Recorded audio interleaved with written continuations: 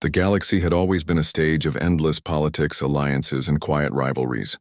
For centuries, the Galactic Council stood as the center of order, a place where every great species gathered to prevent wars and shape trade, law, and peace. Among the younger civilizations, humanity was still seen as fresh, curious, and full of ambition. Many older empires looked at them with a mix of amusement and caution, like parents watching a child who learned too quickly. Yet, in the last few decades, one man had changed everything. Chancellor Elias Kale, humanity's first representative to stand as an equal among the Council's elders, had brought a new reputation to his people. Where humans were once thought of as reckless, Kale showed them as builders of trust. He spoke with calm, with reason, and with a strange kind of passion that other species found difficult to understand. Under his leadership, human colonies grew stronger, and their voice in galactic affairs grew louder. Even those who disliked humans could not deny that Kale commanded respect. It was during one of the grandest sessions of the Council that tragedy struck. The central chamber of the station, orbiting a neutral star, was filled with voices from dozens of worlds. Lights shimmered across the massive dome, and envoys debated the future of border expansions. Kale had just delivered a speech about unity, about the duty of all species to prevent bloodshed, when the moment came. A sound, sharp and unnatural, echoed through the chamber. For a brief second, no one understood. Then Kale collapsed. His aides rushed forward, and the chamber descended into chaos. Monitors confirmed what the Council could hardly believe. Chancellor Elias Kale was dead, assassinated not by human hand but by a weapon hidden inside the station. Gasps spread among the alien envoys. Some shouted for order, others demanded security checks. But in the human section of the chamber, silence fell. Every representative, every guard, every aide stood frozen, staring at the body of the man who had been more than a leader. For them, Kale had been the voice of their future, the guide who gave direction to their uncertain place among the stars. News of his death traveled faster than light. Within hours, every human colony, every ship, every city knew what had happened. On Earth, millions gathered in public squares, lighting candles that glowed like small stars against the night. On Mars, miners stood silent, heads bowed. Across the outer colonies, workers, soldiers, and scientists alike stopped their tasks and stared at the skies, grieving together. Other species noticed this reaction with curiosity. Many had lost leaders before. To them, it was part of life, a cycle of power that came and went. But for humanity, this was different. Chancellor Kale had not ruled them by force or command. He had inspired them, given them something rare, unity. His death was not seen as just another political shift. It was felt in the hearts of every human as if a family member had been stolen. The Council promised an investigation, of course. They formed committees, assigned security teams, and gave speeches about justice. But the words felt hollow to humanity. Days passed and rumors filled the void. Some whispered that rival species had wanted Kale gone. Others suggested shadow groups seeking to destabilize the Council. Yet no clear truth emerged. Meanwhile, the galaxy watched humanity closely. Many expected them to mourn and then return to their usual ways, exploring, trading, debating. After all, humans were still young compared to the great powers. Surely they would not dare to challenge the order of the stars. But beneath the surface, something else was stirring. In human homes and human fleets, grief slowly began to harden into something sharper. On Earth, generals met with scientists, preparing plans no one had considered before. On Luna, engineers began modifying exploration ships into vessels that could carry heavier arms. On distant colonies, civilians volunteered to join fleets, not because anyone ordered them, but because they felt they must. Across human space, one idea spread like fire. Chancellor Kale's death was not just a tragedy. It was a wound, and someone had to answer for it. The galaxy could not yet see it, but the seeds of wrath had already been planted. Humanity, once thought too young to matter, was about to reveal a side no one had expected. For now, the stars remained silent, waiting. But soon, they would witness what humans could become when grief turned to fury. The days following Chancellor Kale's death were heavy with silence. The stars seemed dimmer, and in every human colony the people felt as if a piece of their spirit had been torn away. Mourning ceremonies filled the calendars, but even in grief, something stronger was rising. Humanity was no longer only sad. They were restless, burning with an energy that others could not see yet. The Galactic Council continued its investigations, but their progress was painfully slow. Endless debates echoed in the Great Chamber. Representatives from ancient empires argued about rules, evidence, and neutrality. Some asked for patience, while others quietly accused one another of having a hand in the assassination. But for humanity, those words meant little. Their leader had been murdered in the very heart of the council, and every delay felt like an insult to Kale's memory. On Earth, a gathering unlike any before took place. Leaders from every colony, every fleet, and every major settlement arrived. They filled a vast dome in New Geneva, the capital of the United Earth Alliance. The air was tense. Military officers, scientists, governors, and even civilian representatives stood side by side. They did not come as rivals. They came united by grief. Admiral Rena Solis, one of Kale's oldest allies, spoke first. Her voice carried the weight of sorrow, but also the sharpness of steel. Chancellor Kale believed in peace, she said. He built bridges with words, not weapons. But his death has shown us the truth. Peace without protection is fragile. If we do nothing, we invite more strikes against us. We cannot stay weak. The hall erupted with agreement. For years, humanity had expanded into space with a focus on trade, exploration, and diplomacy. Their fleets were strong enough to defend colonies, but not to fight great wars. Now every human realized how exposed they were. If someone could kill their leader at the very heart of galactic law, then no colony, no citizen was truly safe. Plans began to form quickly. Engineers on Luna drafted designs to convert cargo ships into heavy war vessels. Scientists on Titan presented new defense systems that had been locked away for fear of alarming the Council. Colonies volunteered resources, and thousands of young men and women enlisted in the fleets without waiting for orders. The galaxy did not take notice at first. To outsiders, it looked like humans were simply expressing anger, like a flame that would burn out in time. Some envoys even whispered that humans would eventually argue among themselves and lose focus, as younger races often did. But they were wrong. Instead of division, humanity grew more united than ever before. Old rivalries between Earth and the outer colonies faded almost overnight. Mars and Earth, once bitter over resource disputes, signed a historic pact to share their fleets. Even the farthest colonies, which often felt forgotten, sent messages of loyalty to the Alliance. For the first time in their history, humanity stood as one people with one purpose. What shocked alien observers most was not the speed of their military preparations, but the discipline of their citizens. Workers stayed longer hours to build ships. Families donated supplies. Artists and writers poured out songs, poems, and books about Kale's vision, turning grief into inspiration. The death of one man had somehow ignited the strength of billions. In the halls of the Council, other species began to whisper nervously. The Zoran hierarchy, an ancient empire, laughed at first, calling humanity's reaction emotional chaos. But when reports came that human fleets had doubled in size within weeks, their laughter faded. The Orathi Dominion, known for their cunning, sent spies to measure the true scale of humanity's preparations.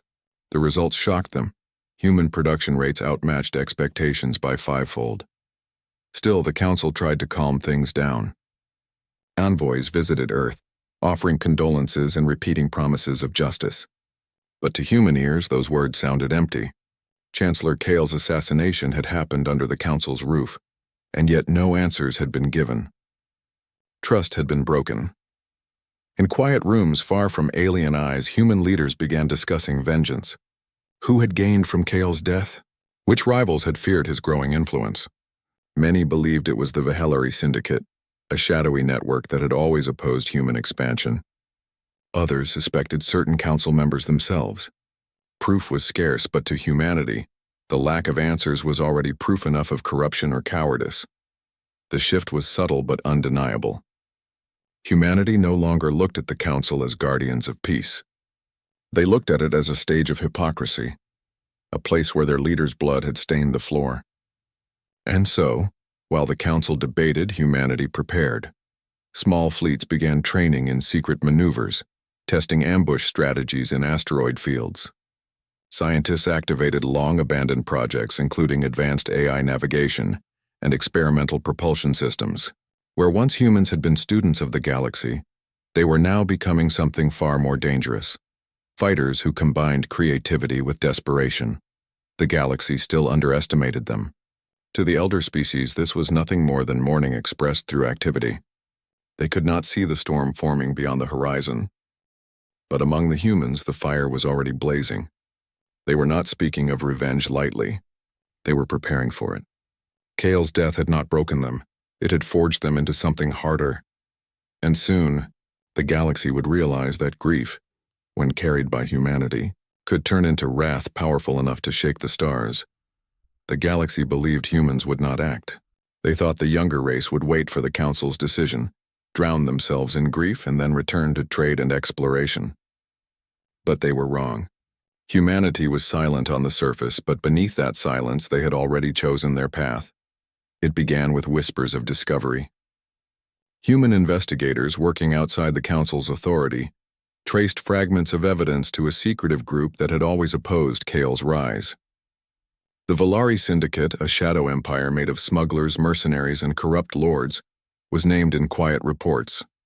They had the means, the motive, and the network to strike even inside the Council's protected chambers. The Council argued endlessly about the proof, claiming it was weak. Some said the humans were letting anger blind them, but humanity had no interest in waiting anymore. For them, the Council's delays were nothing but excuses. And so, the first strike was planned. Admiral Rena Solis stood aboard the command ship Resolute Dawn, orbiting above Mars. Her eyes scanned the holographic map glowing before her. Dots of light showed Syndicate strongholds across the outer rim. Most were hidden bases protected by hired fleets. "Our orders are simple," she said to her officers. "We cut out the rot. The galaxy thinks we will cry. Instead, we will make them see." The human fleet moved quietly, disguised as trading convoys. Cargo ships carried not food or supplies, but soldiers and weapons. Exploration vessels hid advanced navigation systems, ready to outmaneuver Syndicate patrols. Even passenger liners had been refitted with hidden cannons. Humanity had turned every tool they possessed into a weapon. The first target was a Valari station orbiting a gas giant, a place known for illegal trade and mercenary recruitment. To the outside, it looked peaceful, ships docking, merchants bargaining. But as the first human convoy approached, peace turned to fire. Without warning, the disguised freighters opened their hulls, revealing missile bays. Fighters burst out like swarms of hornets, engines blazing.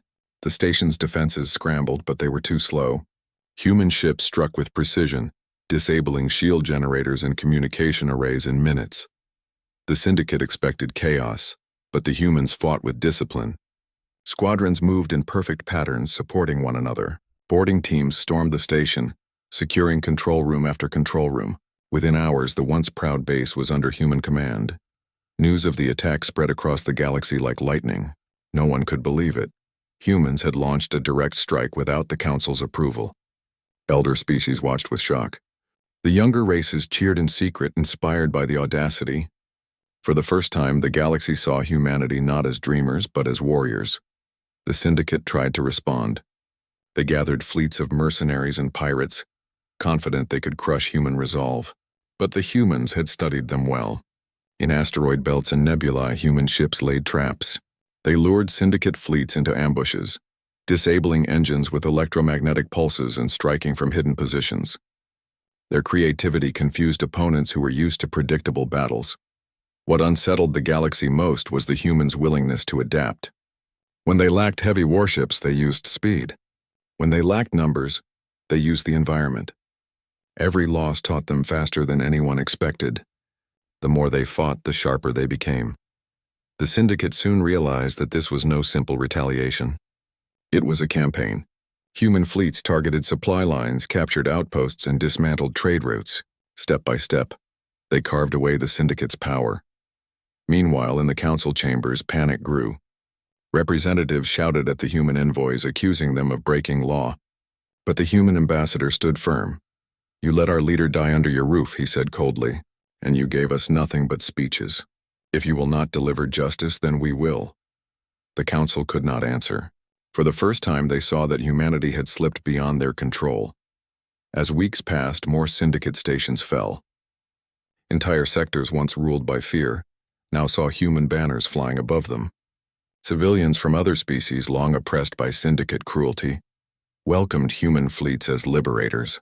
They offered food, resources, even volunteers to join the cause. Humanity's war had become something larger. It was justice not only for Kale, but for countless others who had suffered in silence. Still, the galaxy watched with mixed feelings.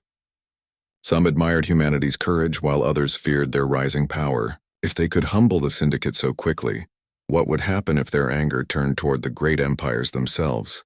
On the bridge of the Resolute Dawn, Admiral Solace looked at the stars and knew the truth. This was only the beginning. Humanity's wrath had been awakened, and it would not rest until Kale's death was answered in full. The first strike had been made, and the galaxy would never look at humanity the same way again. The galaxy was no longer indifferent to humanity. After the first strikes against the Velari Syndicate, whispers became warnings and warnings became plans. Ancient empires convened in secret, fearing the young humans' sudden rise. The Zoran hierarchy, the Arathi Dominion, and other powerful species formed a coalition, a massive fleet intended to contain humanity before their wrath spread further. Humanity knew the risk. They had prepared for vengeance, but they had not expected every great power in the galaxy to unite against them so quickly. The Council's hesitance had been replaced with action, and action meant to stop humanity from growing beyond their control. Admiral Rena Solace stood once again on the bridge of the Resolute Dawn, staring at the incoming fleet projected on the holographic map. Thousands of ships, massive dreadnoughts, and squadrons of fighters approached from multiple directions. Every system along humanity's borders was about to be tested. "Commander," Solace said quietly, "this is the trial we knew would come. Our people are ready. We fight, not just for vengeance but for survival." Human fleets spread across asteroid fields, gas giants, and nebulae, using every advantage the galaxy offered. Traps were set in regions the aliens believed too dangerous for maneuvering. Human engineers had prepared emergency jump points, stealth systems, and decoy fleets. Every colonist who could pilot a ship or fire a weapon had been trained, creating a network of defense and offense unlike anything the Coalition had seen before. The first clashes were brutal. The elder fleets assumed superior technology, and numbers would easily overwhelm human forces. But humans fought with creativity and discipline. Squadrons darted through asteroid belts, weaving between rocks and debris, striking massive warships in their weak points. Boarding teams infiltrated enemy ships mid-battle, disabling engines and communications in seconds. Every loss humans suffered only made them stronger. They learned from each engagement, changing tactics to counter the Coalition's moves. Alien commanders grew frustrated. They had expected chaos and fear, but instead they faced precision, speed, and unbreakable coordination. Humanity was not fighting like other young races. They were fighting like a single organism, every colony, fleet, and ship acting with one mind. Beyond battles, humanity showed another strength: endurance. Supply lines were stretched thin, yet engineers and workers across colonies repaired ships and produced ammunition faster than the aliens could destroy them. Where the Coalition tried to cut human colonies off from resources, humans discovered alternate routes through uncharted space, surprising enemies who thought they knew the stars. The Coalition tried psychological tactics. Broadcasts warned humans to surrender, claiming the wrath of older civilizations would be total. Others attempted to bribe or threaten key leaders. But human resolve did not waver. Families sent messages to soldiers and fleet captains, reminding them of Kale's vision of what they were fighting for. The death of one man had become the reason billions now stood together. Meanwhile, the galaxy began to take notice. Observers from neutral species reported human bravery and ingenuity. Some feared that humanity's unity could make them unstoppable. Others admired the young species' spirit. Colonies under syndicate influence began quietly aiding human fleets, smuggling supplies and intelligence. The Coalition was large, but coordination among its members was slow and fragile. Humans moved fast, striking where the enemy was weakest, never giving the Coalition time to organize fully. One major battle took place near the Orion Rift, where asteroid clusters and magnetic storms made navigation nearly impossible. Human scouts lured the Coalition's flagship into the field. Mines hidden among asteroids disabled engines, while stealth fighters struck from unexpected angles. Ships that were thought invincible were sent drifting into the void, powerless. For the first time, older species realized that human unpredictability was as dangerous as their weapons. Despite the victories, humans faced heavy challenges. Entire squadrons were lost, colonies die, maged, and resources stretched thin. Each victory demanded sacrifice. But even in these dark hours, humanity did not despair. They rebuilt, adapted, and pressed on. The galaxy watched, astonished. A younger species had risen in a matter of weeks to challenge fleets older than human history. Humanity's wrath was not wild or reckless, it was controlled, strategic, and relentless. Every step forward demonstrated what the galaxy had long underestimated. Humans were clever, resilient, and capable of endurance beyond imagination. In the council chambers, panic spread. Meetings turned into shouting matches. Envoys could not understand how a race so young could push back against the combined might of their greatest empires. Yet humans had proven that loss could be transformed into strength, that grief could sharpen minds, and that unity could turn a people into a force no one could ignore. On the bridge of the Resolute Dawn, Admiral Solis looked at the stars. She thought of Kale, of the thousands of humans fighting with skill and courage, and of the path still ahead. "We have fought the first wave," she said.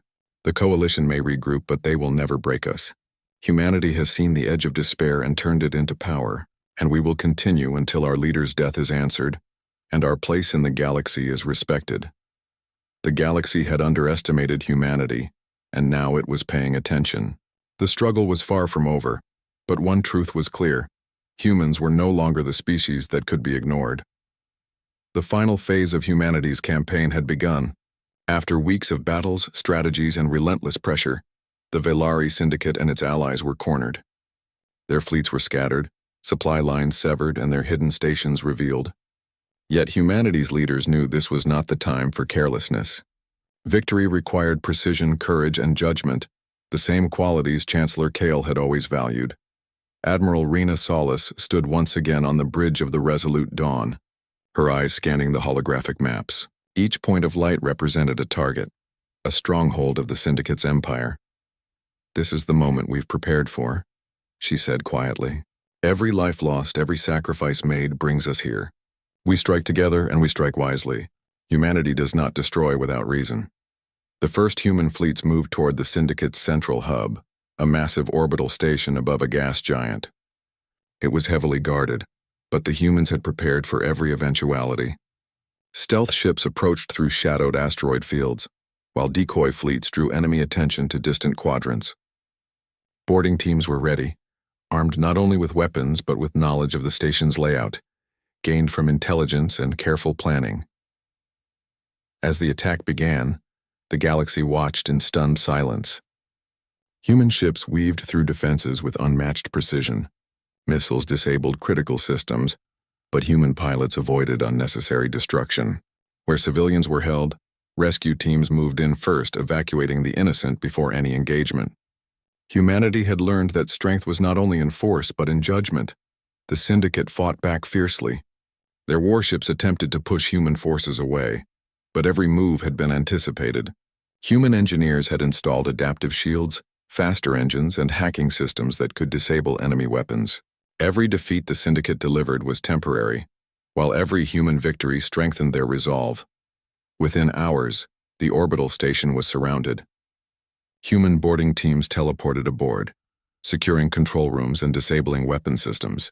Leaders of the Syndicate realized the battle was lost. Yet humanity did not finish them with anger or cruelty.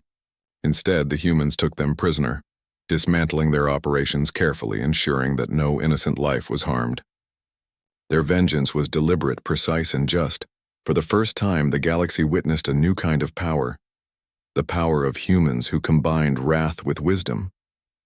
They did not destroy everything in sight. They did not seek revenge for its own sake.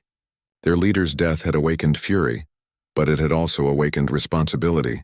Humanity showed that true strength lay not just in striking back, but in choosing how to strike.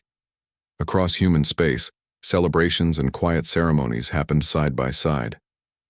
Colonists who had built fleets, produced weapons, and trained soldiers were honored. Families who had lost loved ones in the battles were remembered. And everywhere the name of Chancellor Elias Kale was spoken with respect, not sorrow. His vision had carried humanity through its darkest hour, guiding them from grief to purpose. In the council chambers, shock and awe replaced doubt. Representatives from ancient empires found themselves unable to ignore humanity. The young species, once considered inexperienced, had proven their courage, creativity, and unity. Some envoys approached with cautious respect, others with thinly veiled fear. The era of underestimating humans was over. Ambassador Lyra Venn addressed the council. Her voice was steady and calm, carrying the authority of billions who had fought and sacrificed. Chancellor Kale's death was not just a human tragedy, she said. It was a failure of the galaxy to protect the innocent. Humanity has acted not with reckless anger but with purpose and justice. We will defend ourselves. We will protect those who cannot, and we will ensure that no leader, no citizen, no colony is ever left vulnerable again. The galaxy listened. In every star system, in every corridor of power, leaders began to understand that humanity had changed. They were no longer just explorers or traders. They were a force shaped by intelligence, unity, and unbreakable spirit. A young species guided by loss had risen to command respect among the stars. On the bridge of the resolute dawn, Admiral Solace looked at the stars. She thought of the battles, the lives lost, and the courage displayed by every human. The war was over, but the lesson remained. Humanity had shown that grief could become determination, weakness could become strength, and loss could become legacy. The galaxy has seen our wrath, she said softly, but more than that, they have seen our heart, and this is only the beginning. As the fleets returned to human space, colonies cheered and the stars seemed brighter than before. Humanity had endured, had fought, and had risen. Their leader's death had tested them, but it had also revealed what made humans remarkable: their unity, their courage, and their unyielding spirit. The galaxy would never forget the fury of humanity. But more importantly, it would never forget the wisdom, justice, and resilience that came with it. Humanity had claimed its place among the stars, not just as a survivor, but as a species to be respected, feared, and admired. The stars had witnessed their wrath, and now they also witnessed their legacy.